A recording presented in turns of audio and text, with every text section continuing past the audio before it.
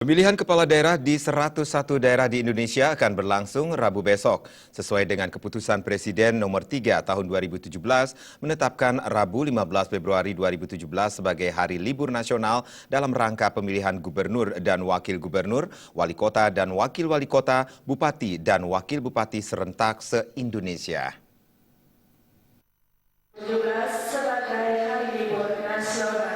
Kabid Pembinaan SD Distrik Pora Kota Denpasar menyampaikan meskipun hanya ada satu kabupaten di Bali, yakni Kabupaten Buleleng yang melaksanakan pilkada, namun setiap instansi negeri maupun swasta di Bali ikut merayakan Hari Libur Nasional.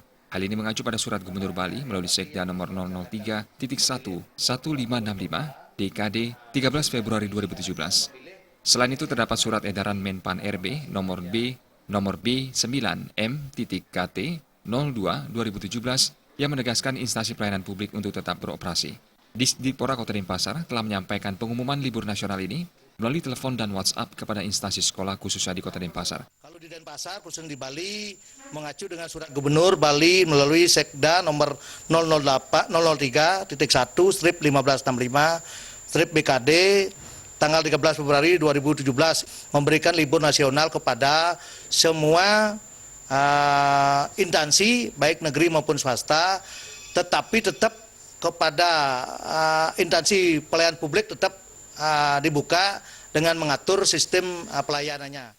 Wakil Gubernur Bali Ketut Sudikerta menyampaikan, dengan adanya hari libur nasional ini, khususnya di Kabupaten Buleleng, pemegang hak suara dapat memanfaatkan momentum ini dengan menggunakan hak suaranya dalam memilih pemimpin untuk 5 tahun ke depan.